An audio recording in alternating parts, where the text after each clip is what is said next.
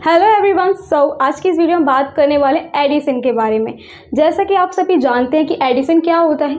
जब भी आपका चैनल मोनेटाइज होता है, मोनेटाइज होने के बाद डायरेक्ट आपकी जो अर्निंग है वो स्टार्ट नहीं होती है। अगर आपकी अर्निंग स्टार्ट भी हो जाती है लेकिन उसके बाद आपका जो पैसा है वो डायरेक्ट आपके बैंक में तो नहीं आएगा ना। तो चैनल मोनेटाइज हो जाने के बाद आपको एडिसन पर अकाउंट बनाना पड़ता है। उस अकाउंट को क्रिएट करने के बाद उसके थ्रू आपके बैंक में पैसे आते हैं। जो भी आपकी अर्निंग है वो आपके बैंक में ट्रांसफ़र होती है। लेकिन ये एडिसन है क्या और कैसे से क्रिएट कर सकते हैं, इसकी एलिजिबिलिटी क्या है, हमारी क्या एलिजिबिलिटी होनी चाहिए इस एडिसन अकाउंट को क्रिएट करने के लिए, या फिर ये अकाउंट क्रिएट करते टाइम हम अपने माइंड में क्या क्या चीज़ें रखें, या फिर हमारे पास क्या क्या डॉक्यूमेंट होने चाहिए कि अगर हमारा चैनल मोनेटाइज होने जा भी रहा है तो हमें आज से पता चल जाए कि हाँ ये डॉक्यूमेंट्स हमारे पास होने चाहिए कि हम उसे मेरे जो डॉक्यूमेंट है उन्हें रेडी कर सकूँ। सो इससे पहले अगर आप भी फर्स्ट टाइम मेरे यूट्यूब चैनल पर आ रहे हैं तो मेक श्योर अभी तक मेरा यूट्यूब चैनल सब्सक्राइब कर लिया होगा। बेल आइकन को क्लिक कर देना जिससे कि आपको टाइम नोटिफिकेशन मिलती रहेंगी क्योंकि मेरे चैनल पर आपको बहुत चीज़ें मिलने वाली हैं। सो स्टार्ट करते हैं। सबसे पहला पॉइंट आता है एडिसन में अगर हम बात करें एलिजिबिलिटी का। एलिजिबिलिटी का मतलब क्या होता है कि आपकी एज क्या है, कि आप किस एज से बिलोंग करते हैं। जैसा कि अगर आपकी एज 16 है तो आप एलिजिबल नहीं है एडिसन पे अकाउंट बनाने के लिए। इसकी जो एज है वो 18 प्लस होनी चाहिए, जिसके बाद ही आप एडिसन पे अकाउंट क्रिएट कर सकते हैं। अब बहुत से लोग मुझे ये बोलेंगे कि हमारी अगर एज 18 नहीं है, लेस देन 80 है, मतलब कि 18 से कम है, तो हम कैसे एडिसन पे अकाउंट बना सकते हैं। मेरा चैनल मोनेटाइज होने वाला है लेकिन मेरी एज 18 नहीं है तो क्या मैं अर्निंग नहीं कर पाऊँगी? तो वैसा बिल्कुल भी नहीं है। देखिए, अगर आपकी एज कम है तो आप एडिसन पे अकाउंट खुद का ना बनाकर अपनी किसी फैमिली मेम्बर का बना लें या फिर किसी फ्रेंड का बना लें। जैसे आपके पापा हैं या फिर मम्मी हैं, भाई बहन जो भी हैं, आप उनके नाम पर आप एक एडिसन अकाउंट क्रिएट कर सकते हैं। उस पर अपना एडिसन अकाउंट क्रिएट करने के बाद आप उस एडिसन अकाउंट को लिंक कर सकते हैं अपने यूट्यूब चैनल से। एंड उसके बाद आपकी जब अर्निंग स्टार्ट होगी आपकी पेमेंट आपकी बैंक में आएगी।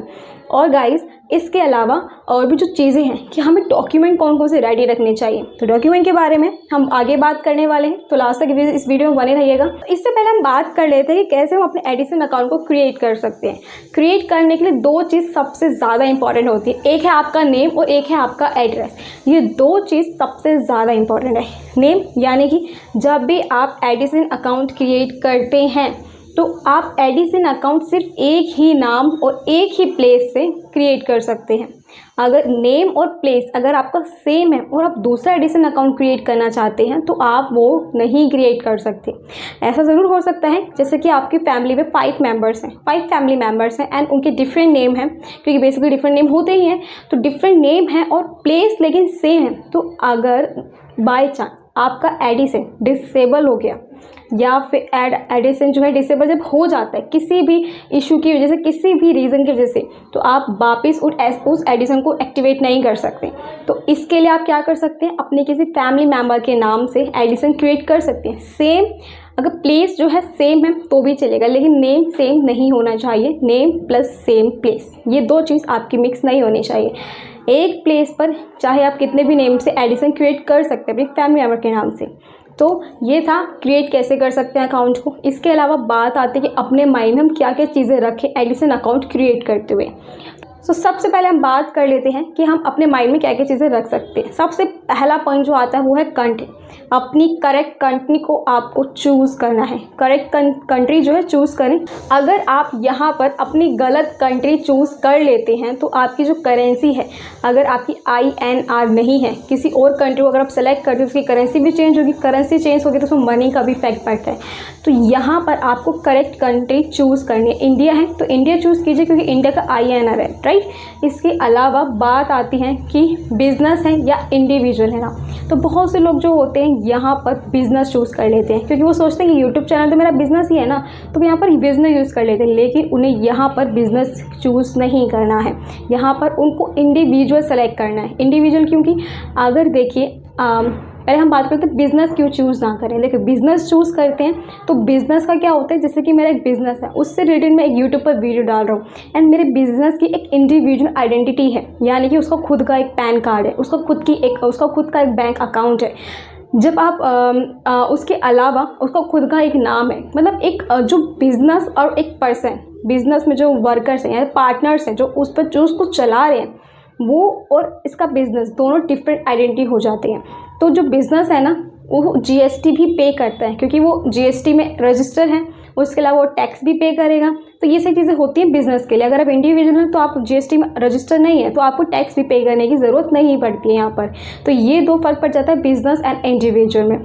इसके बाद हम बात कर लेते हैं नेम के बारे में। आपको नेम का ऑप्शन देखने को मिलता है, तो नेम आप यहाँ पर करेक्ट चूज़ कीजिए। मान लीजिए आपके यूट्यूब चैनल का नाम है सिंपल टू ईजी समथिंग, ऐसा कुछ आपका यूट्यूब चैनल का नाम है। तो अगर आप यूट्यूब चैनल का नाम भी एज इट इज़ अपने जो इन्फॉर्मेशन है एडिसन में जो इन्फॉर्मेशन देते हैं, अगर आप वही वहाँ पर पुट कर देंगे ना, तो अगर आपका कोई कुरियर वाला है या तो डिलीवर करने आपको आएगा, क्योंकि एक लिफाफा आता है हमारे पास। एक फॉर्म फिल करने के बाद हमारे पास एक लिफाफा है जिसमें 6 डिजिट का पिन होता है, वो यूज़ किया जाता है एडिसन को एक्टिव करने के लिए। तो अगर कोई कुरियर वाला है, अगर उसको आपका एड्रेस नहीं मिलता तो वो आपके नाम से आपको पहचानेगा। लेकिन अगर आपने खुद का नाम ही नहीं दिया, वहाँ पर अपने यूट्यूब चैनल का नाम दे दिया है, तो वहाँ पर क्या होगा कि आपका जो कुरियर वाला है वो आपके पास लिफाफा लेके आ ही नहीं पाएगा। अगर आपका एड्रेस मैच नहीं हुआ, अगर आपका फ़ोन नंबर नहीं लगा, तो आपके एटलीस्ट वो नाम से तो आपको पहचानेगा ना। अगर वो आपके घर के आसपास भी आ गए तो एटलीस्ट वो नाम बताएगा कि सूरज है या फिर कुछ भी नाम है, तो वो आपके घर आ सकता है। तो यहाँ ये चांसेस हो जाते हैं। इसीलिए आपको नीचे ना लिखा हुआ भी मिलेगा कि आपको यहाँ पर अपना एग्जैक्ट ही नाम डालना, जो पूरा नाम होता है ना